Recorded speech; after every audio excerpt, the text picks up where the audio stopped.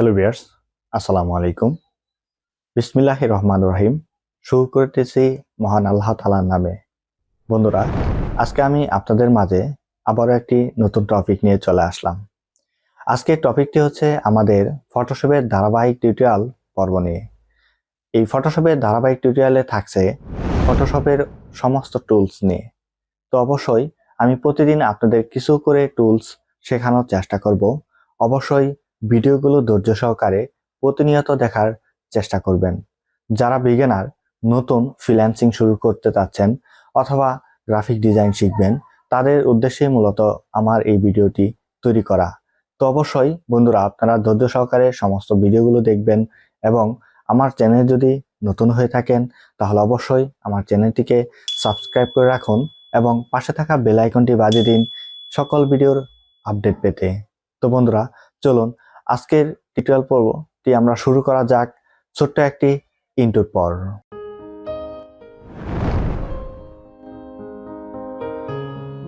Hello viewers, come to back Zakir academy. বন্ধুরা, এখন আমরা যে বিষয়টি নিয়ে আলোচনা করব সে বিষয়টি হচ্ছে আমাদের ফটোশপের ইন্টারফেস নিয়ে। তো আমরা ফটোশপের যে ইন্টারফেস রয়েছে, ইন্টারফেসের সাথে আমরা এখন পরিচয় হব। অবশ্যই আমাদের ফটোশপ কাজ শেখার শুরুতেই যে বিষয়টি সবথেকে গুরুত্বপূর্ণ বিষয়, সেটা হচ্ছে আমাদের ফটোশপের কোন টুলস এবং কোন ধরনের প্যালেট কোথায় থাকে এবং কিভাবে সেটিং করতে হয়। এখন সুন্দর একটি পরিবেশ আপনার সুন্দর একটি কাজের ভূমিকা রাখবে, এটাই স্বাভাবিক। এখন আপনার যদি ফটোশপের ইন্টারফেসটা যদি গোছালো না থাকে, তাহলে সেই ক্ষেত্রে কিন্তু আপনার কাজের যে গতি সেটা আপনার কম থাকবে।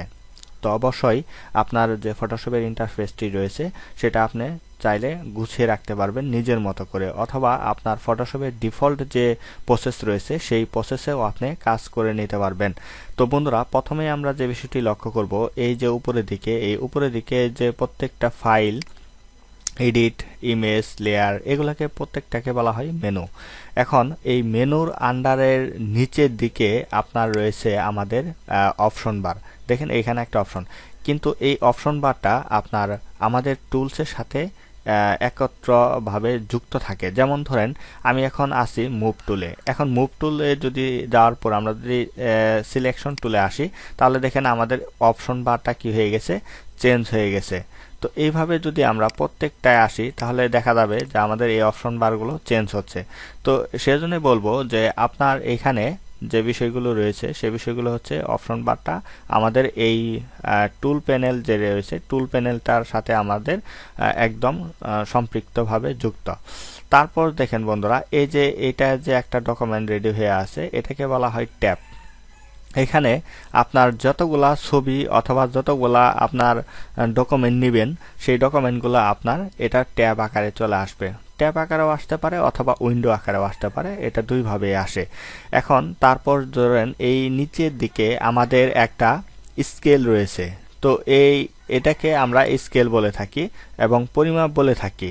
এখন বিষয়টা হচ্ছে যে আমরা এই স্কেল কিভাবে পরিবর্তন করতে পারি। যেমন ধরেন আমরা এইখানে যদি এই রাইট বাটন প্রেস করি, রাইট বাটন প্রেস করলে আমরা এখানে ইঞ্চিতে করতে পারবো, তারপরে সেন্টিমিটারে করতে পারবো, তারপরে আমরা পয়েন্টে করতে পারবো। এইখান থেকে চাইলে আপনারা পরিমাপগুলো পরিবর্তন করতে পারবেন, কোনো সমস্যা নেই। তারপর দেখেন এইখানে টুল প্যানেল যে অপশনটি রয়েছে, টুল প্যানেলের সাইডের দিকে আমরা যদি এখানে একটা অ্যারো বাটন দেওয়া থাকবে, আপনি চাইলে এটাকে বড়ও করতে পারবেন অথবা ছোটও করতে পারবেন। আপনি চাইলে দুইভাবে কাজ করে নিতে পারবেন, কোনো সমস্যা নেই। এখন বন্ধুরা, আমাদের পরবর্তী যে টুলটি রয়েছে বা পরবর্তী যে টুলের বিষয়গুলো রয়েছে সেটা হচ্ছে অপশন বার। দেখেন এখানে প্রচুর পরিমাণ অপশন বার রয়েছে, এখানে প্রচুর পরিমাণ অপশন বার রয়েছে।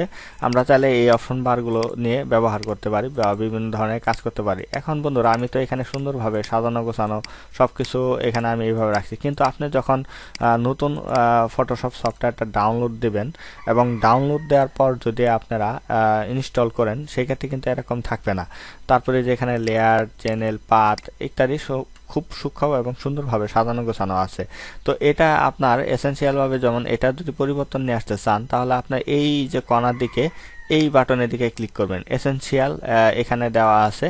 আপনার চাইলে দেখেন এখানে গ্রাফিক্স অ্যান্ড ওয়েব, এখানে ক্লিক করার সাথে সাথে দেখেন এটা কিন্তু পরিবর্তন হয়ে গেছে, সবগুলোই পরিবর্তন হয়ে গেছে। এখন ধরেন আপনি আবার এটা প্রিন্টিং, এখানে আপনি ক্লিক করেন, এটাও পরিবর্তন হয়ে গেছে। তো এইভাবে চাইলে আপনি ফটোগ্রাফিতে ক্লিক করেন, এটা পরিবর্তন হয়ে গেছে। এক এক ভাবে এক এক মোডে আপনি নিয়ে আসতে পারবেন, কোনো সমস্যা নেই। এখন হচ্ছে আপনি এসেনশিয়ালেতে আসেন, এসেনশিয়ালে আসার পরে আপনি এখানে প্যানেলগুলো একটু আলাদা করতে পারেন, যেমন এই যে আলাদা করলাম। আপনি এখানে ব্রাশ নেন, এখানে ব্রাশ, মূলত এই প্যানেলগুলো যদি ডিলিট হয়ে যায় কোনোভাবে, যেন কেটে গেল, এখন এই ব্রাশ প্যানেলটা কোথা থেকে নিয়ে আসবো? তাহলে আমাদের কি করতে হবে, উইন্ডোতে আসবো। উইন্ডো থেকে আমাদের এখান থেকে ব্রাশ অপশন আছে, দেখেন এখানে ব্রাশ অপশন আছে, এখানে ক্লিক করার সাথে সাথে আবার এটা কি আসলো, ফেরত চলে আসলো। আবার আমরা যে এই কর্নার দিকে একটা প্যানেল দেখতে পারলাম, এখান থেকে যে চেঞ্জটা করতে পারলাম আমরা, মূলত এই কাজটা উইন্ডোতেও করা যায়। এটা হচ্ছে ওয়ার্ক পেজ, এটা হচ্ছে উইন্ডো ওয়ার্ক পেজ থেকে আমরা দেখেন এসেনশিয়াল ডিফল্ট অবস্থায় এটা থাকে। এই অপশনটা আপনার চাইলে কাজ করতে পারেন। যেমন দেখেন আমরা এখানে অনেকগুলো প্যানেল চলে নিয়ে আসতে, এখানে নিয়ে আসা হয়েছে। তো এখন বিষয়টা হচ্ছে যে আমরা এইখান থেকে প্যানেলগুলো নিয়ে আসার পর সব তো এলোমেলো হয়ে গেছে, এখন আমরা ঠিক করব কিভাবে? যেমন ধরেন এখান থেকে আবার আমরা আসবো, আসার পরে রিসেট এসেনশিয়াল যদি আমরা ক্লিক করি, দেখেন ঠিক আগের মতো আমাদের এখানে হয়ে গেছে। আবার এটা যদি আমরা কোনো প্যানেল, অবাঞ্ছিত কোনো প্যানেল যদি চলে আসে, তাহলে আমরা এই যে থ্রি ডটে একটা ক্লিক করব, থ্রি ডটে ক্লিক করে ক্লোজ ট্যাব গ্রুপ, এখানে ক্লিক করার সাথে সাথে এটা কি হয়ে যাবে, এটা চলে যাবে। দেখেন আবার এখানে ক্লোজ ট্যাব গ্রুপ, বাস এখানে চলে গেছে। হ্যাঁ, আমরা এখান থেকে আবার এসেনশিয়ালে যদি আবার এখানে ক্লিক করি, দেখেন ডিফল্ট অবস্থায় আমাদের এটা কিন্তু সুন্দরভাবে চলে আসছে। আমরা চাইলে এইভাবে আমরা চাইলে কাজ করতে পারি আমাদের ইন্টারফেসে। তারপর বন্ধুরা এখানে দেখেন আমাদের একটা জুম অ্যান্ড জুম ইন রয়েছে, এখানে জুম কত আছে এই জিনিসটা আমরা এই জায়গায় দেখতে পারবো। আমাদের মোটামুটি যে ইন্টারফেস ছিল, এই ইন্টারফেসের এই মূলত এই বিষয়গুলো যদি আমরা একটু খেয়াল করি, তাহলে অবশ্যই আশা করা যায় যে আপনারা সুন্দরভাবে আপনারা এই প্যানেলগুলো সাজাতে পারবেন। আর আর যদি আপনাদের এই সফটওয়্যারটি প্রয়োজন পড়ে থাকে, তাহলে অবশ্যই আমাদের কমেন্ট বক্সে কমেন্ট করতে পারেন।